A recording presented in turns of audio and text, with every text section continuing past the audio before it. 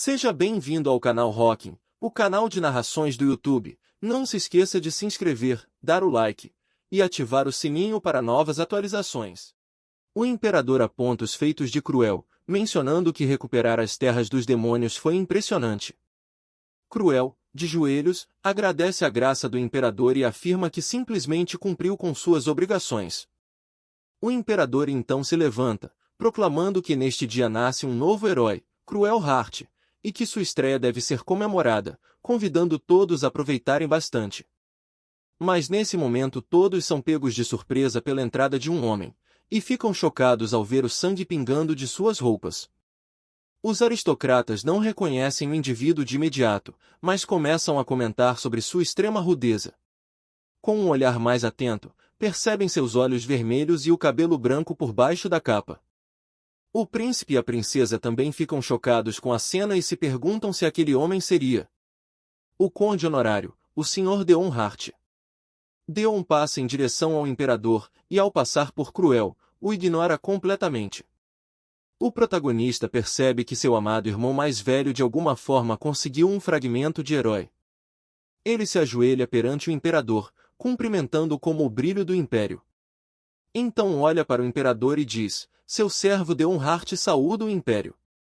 Ao fundo, os nobres estão em alvoroço, comentando sobre todo aquele sangue. Alguns mencionam rumores de que Deon é um conde vampiro, especulando que talvez a família Hart tenha adotado e criado um vampiro como um filho. Outros comentam que Deon sofria abusos quando criança, sugerindo que ele era evitado e ignorado na família Hart.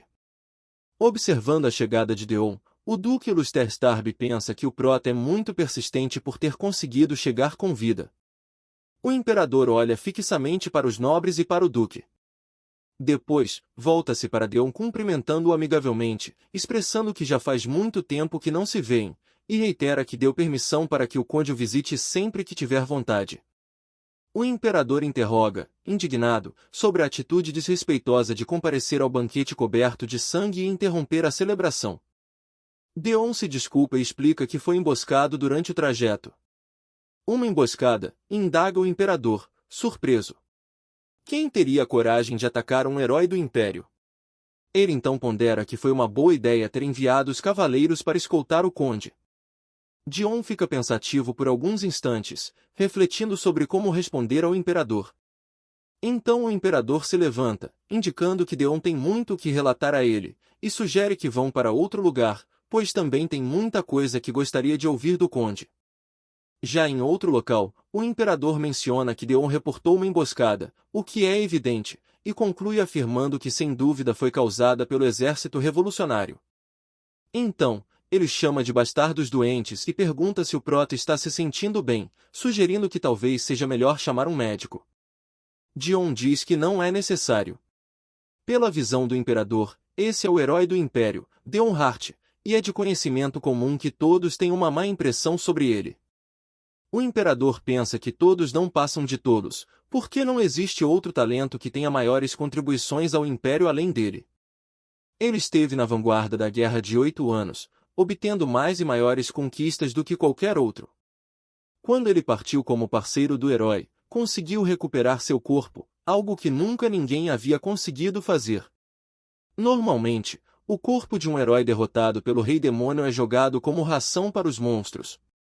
Então, se Deon não tivesse salvado o corpo, esse herói teria o mesmo destino. Essa é uma conquista incrível, fazer isso enquanto enfrentava o próprio Rei Demônio. Mas tudo tem um preço. O imperador pergunta se ele conseguiu descobrir uma forma de desfazer a maldição. Ao ouvir isso, o prota pensa, uma maldição, ele quer dizer o suposto selo do Rei Demônio. Tocando no local, ele responde que não, ainda não conseguiu remover a maldição. Enquanto pensa que isso não é uma maldição, mas um feitiço de localização, o imperador acredita que ele tenha ficado enfraquecido por causa da maldição lançada pelo Rei Demônio. Observando, o imperador pensa que Deon ainda mantém a mesma atitude de não se importar com o bem-estar do próprio corpo. Ele o mandou para o reino demoníaco porque o Rei Demônio é o único que poderia remover a suposta maldição. Então, ele diz a Deon que precisará voltar ao reino demoníaco, e que isso é o que mais o incomoda e o deixa desconfortável, enviar um talento tão raro para um local horrível como aquele? Dion, por sua vez, pensa que o imperador o está só usando como um espião dentro do castelo do Rei Demônio, mas ele realmente não pode dizer isso. O imperador perguntou o que tem ocorrido no castelo do Rei Demônio por esses dias, e Dion respondeu que nada de novo. No entanto, isso instiga a curiosidade do imperador, que pergunta, no entanto, o quê? Dion responde que encontrou o assassino que ele mandou ao castelo do Rei Demônio. Ele foi tratado como um peão descartável, mas ainda era um candidato a herói. Por que você o mandou para o reino demoníaco? O imperador disse que ele não passava de um lixo que sujava o título de herói, e esperava que ele tivesse morrido antes mesmo de chegar ao reino demoníaco, mas parece que ele deu um jeito de sobreviver pelo fato de possuir um fragmento de herói. Mas graças àquele lixo, provavelmente o status de Dion no reino demoníaco deve ter aumentado, não é verdade? Senhor Comandante do Batalhão Zero, o grande demônio Aruti. O fato de o imperador já possuir tantas informações sobre ele o deixa em choque. Dion então se levanta, pedindo desculpas, e afirma que não teve como recusar o pedido do Rei Demônio. No entanto, o imperador afirma que está tudo bem. Ele não o trouxe ali para culpá-lo. Pelo contrário, quanto mais aceito Dion for lá, mais fácil será para interceptar informações. E ser reconhecido até no reino demoníaco apenas demonstra que Dion é um verdadeiro talento. Então, o imperador pergunta a Dion se não há algo que ele realmente queira perguntar, dando a sensação de que essa é sua última chance de fazê-lo. Com um olhar de ódio, ele pergunta, Cruel Heart, por que você deu a ele a posição de herói? Ele continua, expressando seu ressentimento, você já sabe, Vossa Majestade, que meu único arrependimento é não ter sido capaz de matar ele. Ele é o único sobrevivente da família Hart além dele mesmo. Não, ele é o único membro da família Hart restante que sobreviveu a ele, Dion Hart. O pequeno Deon está olhando para o quadro da família quando é chamado pelo nome. Cruel, o avisa que seus pais o estão esperando. Dion olha e responde ao chamado de seu irmão mais velho. O prota pergunta se já está na hora do almoço e se desculpa e Cruel disse que está tudo bem, mas que é para eles se apressarem. O pequeno Dion fica aflito e preocupado do irmão ser repreendido por ter ido buscá-lo. Cruel então solta a mão do seu pequeno irmão. Ele se desculpa, explicando que acabara de retornar do treino e suas mãos estão sujas. Isso deixa Dion com um olhar surpreso. Ele também se desculpa, mas para ele está tudo bem, mesmo que as mãos do irmão estejam sujas.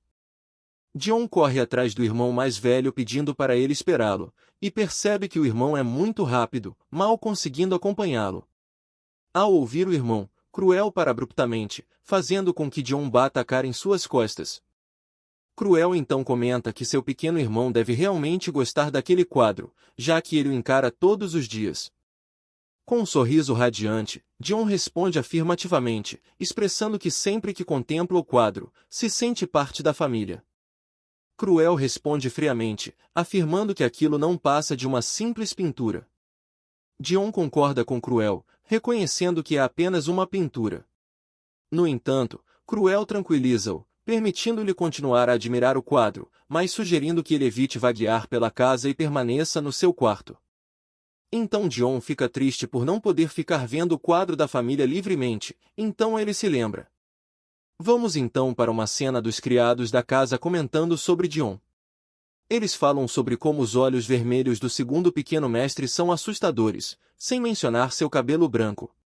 Uma das criadas concorda e pergunta por que ele é o único tão diferente. Ela especula se ele é realmente da família Hart. Dion sempre sente que está sozinho. Ele sempre se sente reconfortado, olhando aquele quadro de família.